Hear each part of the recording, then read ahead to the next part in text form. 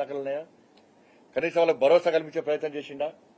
కేంద్రం పేరు చెప్పి కేంద్రం బదనాం చేసింది తప్ప, కేంద్రం తిట్టే ప్రయత్నం చేసింది తప్ప రాష్ట్ర ప్రభుత్వం ఏం చేసింది వాళ్ళకని కనీసం చెప్పే స్థితులు లేదు.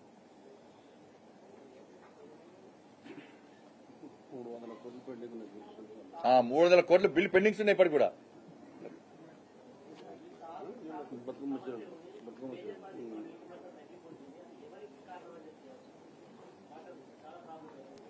ఇది వాస్తవానికి ఇబ్బంది వస్తున్న వాస్తవం. మాకు కూడా చాలా ఫోన్లు వచ్చినాయి. మొన్న కూడా సంబంధిత అధికారులతో మాట్లాడిన తర్వాత నారాయణపూర్ సంబంధించి నేను మాట్లాడక నీటి విడుదల జరిగింది, నీళ్లు విడుదల చేశారు.